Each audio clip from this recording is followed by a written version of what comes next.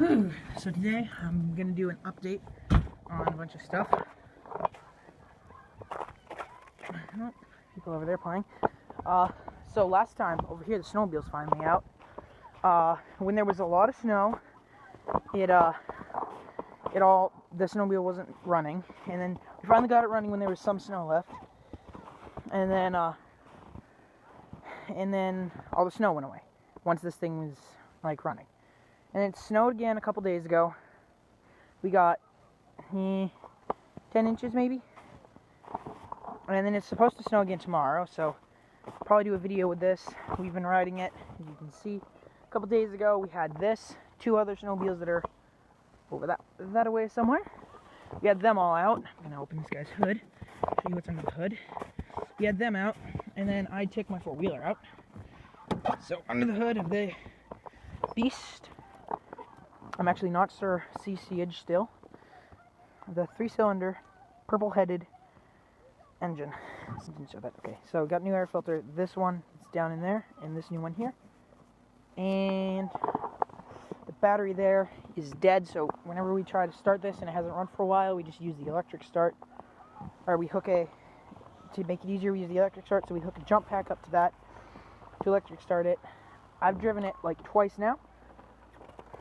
So yeah, cool. My tractor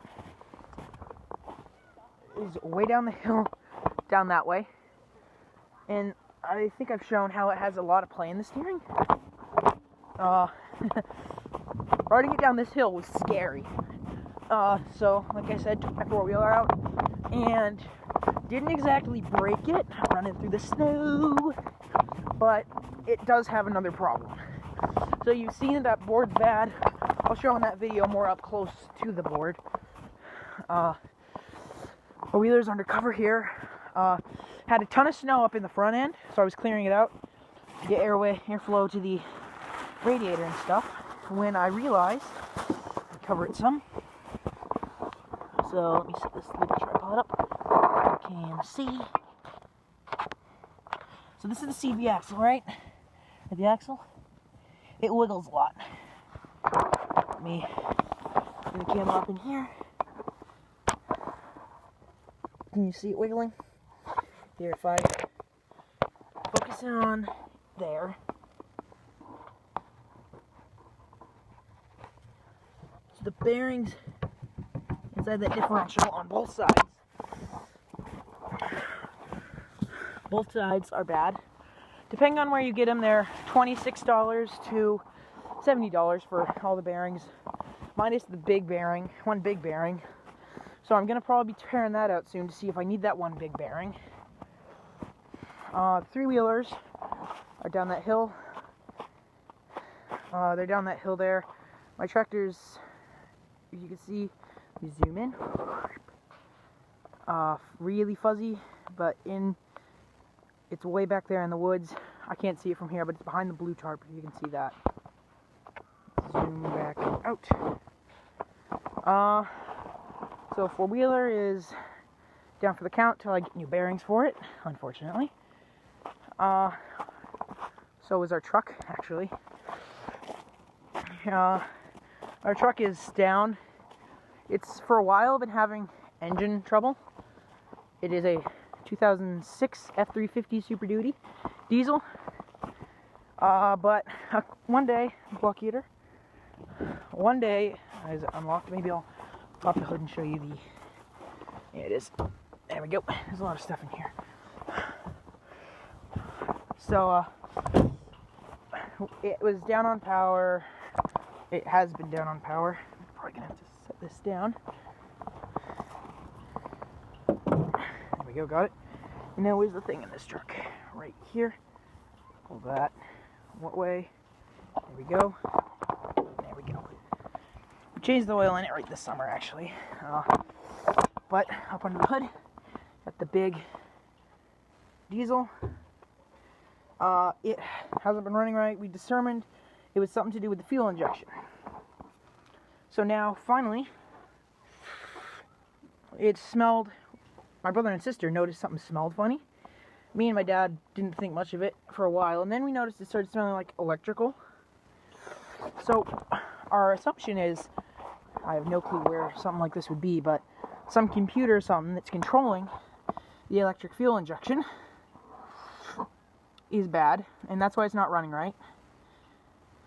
The injectors for this thing, if the injectors are all messed up, they're like $200 each, and that's rebuilt from Ford, and you can only get them like that. 2 massive batteries. So yeah, funny thing, the air intake is the same air intake system that an M1 Abrams tank has. So yeah, I'm just kind of wandering around doing some updates. The little red 4-wheeler is still down in the snowmobile trailer. Hasn't run. And actually, I'll go show you the 2 snowmobiles, the other 2 snowmobiles we had out ripping a couple days ago.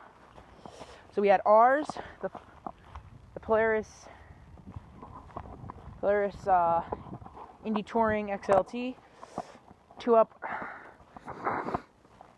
I rode on 2 of the snowmobiles, or I rode on ours and someone else's. Ours was by far the more stable feeling. Run so I can get off the road for this truck coming.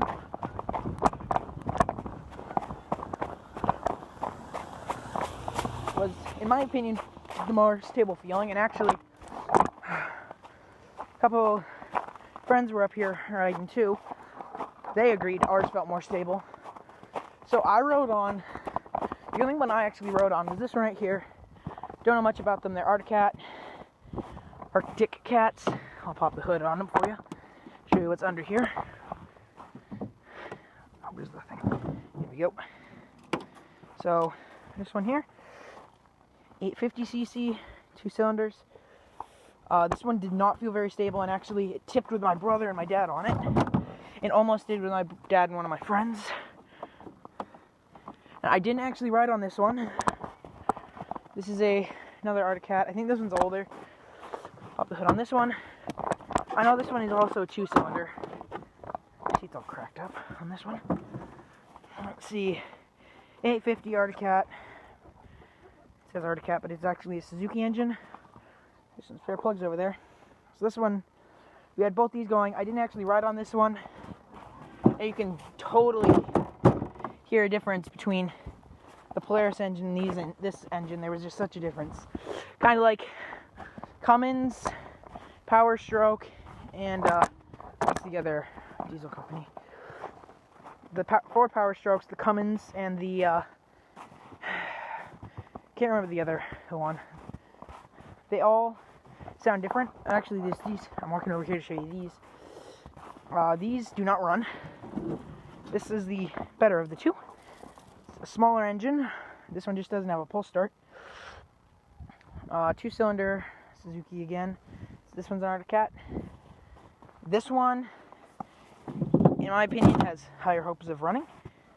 This one ran last winter. Try to open the hood. Oh boy, the hood's broken. Oh no. Ran last winter. And actually, I rode on it. I was riding around on it last winter. And I noticed this right here. This is a spark plug wire. It's not hooked up to anything. See? So last year, this guy was only running on 1 cylinder. This is a 440cc. This one has a problem. Me and my dad are kind of assuming it's this linkage in here. Something with it. It only goes in reverse. You'll put it to go in forward, it's down there, and will pop back up into reverse for some reason. We have a feeling it's something to do with a not adjusted linkage. This is all cracked. Windshield. The hinge up here is kind of obviously broken off. And the whole under nose down there, you can't see it because there's nothing there, first of all, was broken off. It was, they were riding along last year and caught the front, I don't know which ski, in a culvert pipe and ripped the whole front off. This one's missing this whole front piece right here, but so is the hinge. Our tractor, which I think I've shown in videos, we had it out plowing earlier today. This is our dump trailer. So, yeah. I thought I'd just make a quick video, and I'm going to throw in some footage of the the circuit board on the back of my four-wheeler's speedometer system, and we're hoping we can just clear all the stuff off of it, because all the corrosion and stuff, because the part itself, like, you can't just get that board, it's the whole speedometer and everything, and it costs like $400. And I've already put 150 into this four-wheeler. That's not even counting the cost of buying it, which was like $1,800, so kind of up there. Tomorrow, we're hoping for a snow day. About 16 inches of snow is what we're hearing. That's what I hope. And so once I get inside, show this footage, and yeah. So this is the speedometer from a four-wheeler. So this has not been working right, and we've determined this is the reason why my four-wheeler has been having so many issues with running. As you can see, let's focus. This is very, very, very dirty. It's all corroded. We're hoping we can clean it up and save it, because this is although even over here, this is like a $400 part. So this whole section from like there up to over here is all full of corrosion. So water got in here definitely. Up here at the top, this top section, which is top of the speedometer, looks pretty good. These connectors are all fine. It's just all the chips and everything down here. See, corrosion all around there. Yeah. So I'm hoping to be able to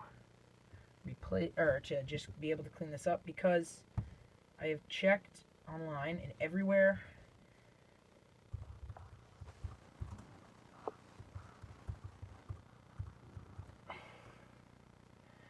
looking up Polaris speedometers right now. Polaris speedometer costs around $400, like I thought. So I'm hoping I can clean this up, because I don't want to spend any more money on this, and I already need to spend at least $20 on new wheel bearing, or not wheel bearings, axle bearings, not axle bearings, differential bearings up in the front. Thanks for watching this video, and I'll see you in the next one. Oh, that wasn't so good. Oops. Thanks for watching, and I'll see you in the next video.